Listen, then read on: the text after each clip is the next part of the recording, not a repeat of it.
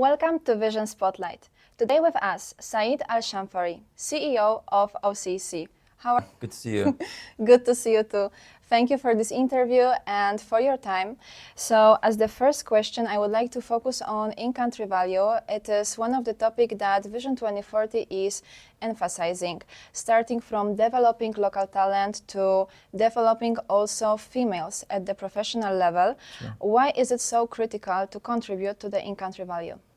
I think any successful business or successful story that can create an impact in the economy depends on the two factors that you talked about. One is the in-country value, and one is enabling more people to become part of the workforce, which is now, in your question, you said the females.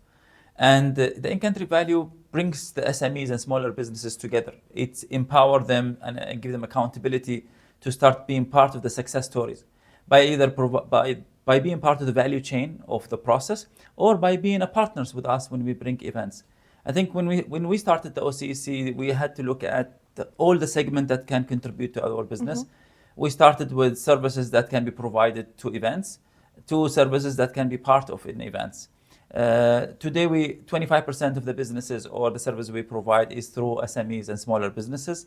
We have empowered at least 20 different SMEs who can either contribute to our hospitality or creating events and designs and to the delivery of the services. And from those empowerments and accountabilities, we found that they started their own businesses and later on they become event organizers. So now we are widening the industry. So not anymore services, but also they're becoming themselves an event companies. And the other side, if you look at enabling females to become part of the workforce, females are the majority of our populations. And today in the graduates, you find a lot of skill sets that brings in being more multitasking and then focusing on the sectors that they're working on. But there's no difference for me, to be honest. The male or females, the most who can deliver the outcomes is important. Anyone who delivers the outcomes is important. And today, with the growing trends of the businesses, we see more females probably more interested in events organizing. So the majority of my event team is actually females because they know how to get different things at the same time and effectively they do it so rightly. It doesn't mean the men cannot do the same, but they have that ability of being more multitaskers. So in our executive team, we have 2 females out of 8. And overall in the company, we have 40% of our workforce is actually females. And equally, we give chances to everyone to be developed, to male and females in the organization, to ensure everybody have an equal chance to take this organization to the next level. And we're very proud of the team we have, given it whatever mix it has, because the mix provide the different outcomes and also create that unique outcomes of every event we have at the OCEC. Definitely, and this is also like something that is characteristic for you as a leader. And talking about this, you also mentioned many times about the big difference between being a leader and being a boss. So could you elaborate a little bit on that and how it can contribute to long-term success of the companies? A lot of people got this very confusing, and I think it depends on the schools that you go through or the life experiences that you have to experience. Everyone is a natural leader. That's what I believe. A lot of different people believe leadership comes with practice. I would say always the first person we remember as a leader is our parents, because we believe they can move mountains. We believe they can heal with their hands, because once we expose ourselves to them, they always have something to do with us that makes us feel better. And which means that's a natural leadership that everyone singly have to, but he had a choice either to expose it, enable it, and activate it. And if they do it, then you'll be able to see much more of a leadership skills that they have, either the listening or the talking or showing leading by examples and all the leadership types that we know from different theories. When you work with an event business and when you work with a group of people whose their ultimate outcomes is to deliver a project, you need to make sure everybody understands that you're there with them for good and bad. And you need to also show them leadership is about leading by examples and also by creating more leaders, by enabling them also to feel the leadership that's inside them, by making them activate the leadership that's inside, by making them feel accountable and empowered, and then also by making them feel humble and accepting. Because if you don't do the few things I mentioned, then you will feel like you are more of the boss. Boss means that you want to give an order and you want people just to follow. And then when you actually do that when a boat that is moving without accountability, then this boat might sink, because people will start being aggressive towards the instructions rather than taking accountability to deliver the best outcome. So a lot of people get mistakes when they say, I'm the manager, I'm your boss, you need to listen to me. Yes, I respect you and I want to listen to you, but you need to tell me also, why should I just listen without understanding what's the end result will be? Show me the true north, show me the outcome, show me what is the greater picture we are achieving, what's the purpose of all of this, and I will be happy to do it for you without pushing enough as a boss. And so I think that the practice, what I like to do with my team is that we are into this together.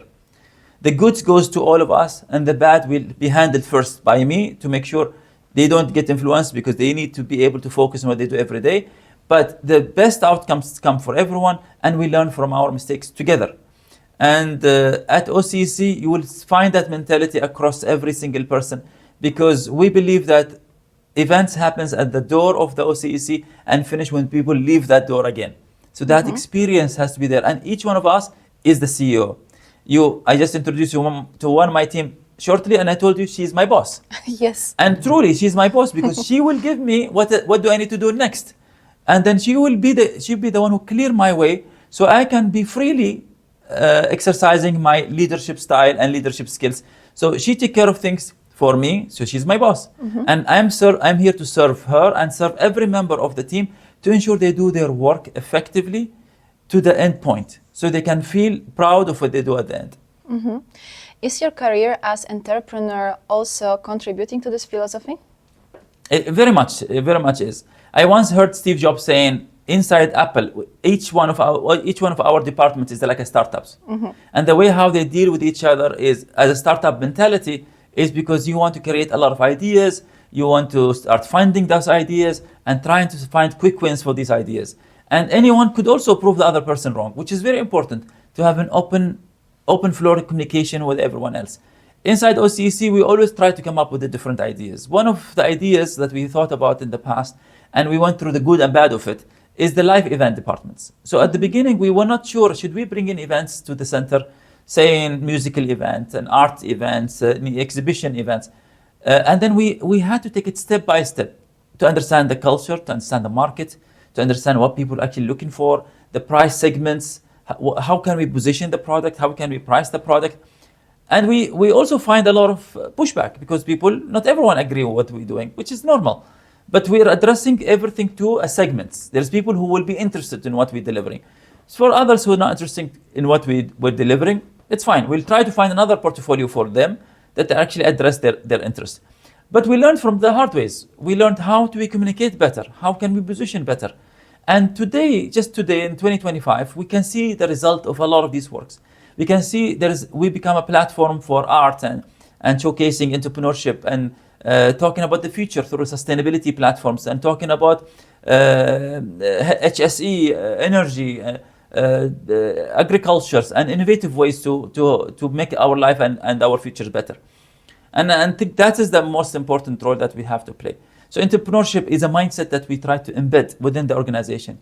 I myself am an entrepreneurship as well. I've done my own smaller project, I would say. I run my own gym now with my partner, and we have been looking into this project for many years in the past. Concept is great, the market is amazing, we have great members. We always need to do more, obviously. The market is not as big as other places, so we have to work with the niche markets. And when you work with the niche markets, everyone is competing against the other person, which is very challenging sometimes. So you have to have the right product and the right pricing, but also the right positioning for those products. It's not an easy business to be an entrepreneurship, because you need the mass. You need mass people, you need mass events, you need mass content to be able to create something out of this. So I think, but with more determination and then a little bit of creativity, I think you can always make something out. Definitely. So based on that, what would be your best advice for the entrepreneurs in Oman? I think it's very important to do your market research very well. It's very important to understand once you're out of budget, you're out of fuel, that means you're out of business. So you need to start creating smaller wins first, do the market research, create smaller wins, create affordable product or affordable price plans, but at the same time make sure that you don't lose your do your calculation right, so you don't lose your net. So because the more money you create, the smaller net profit you make, that means more fuel for the future. The most effective business is the one who can sustain longer lifeline. And then once you can do that, then you become able to create the business and make it successful. Also look at innovations and venture capitals and different investment schemes. Don't only depend on yourself as a budget. Look for investors who maybe believe in your ideas. Look for angel investors who might take this concept with you to the next level, or crowdfunding, or investors who can also inject money. But come up with something that is not the traditional. Try to create innovative ideas that address problems or create opportunities. That is very important. So money is the fuel. If you're out of money, you're out of the business. Balance it properly, do a proper business case, understand your market properly, position your product properly, and then always try to stay in the market as long as you can. So don't get out so easy, don't get out so fast, because there's a lot of opportunities. Keep going and look for people who take the risk with you. It's like investors. Sounds amazing. Thank you so much for your insights, and hopefully seeing you in the next episode. Of course. Thank you so much for having me. Thank you.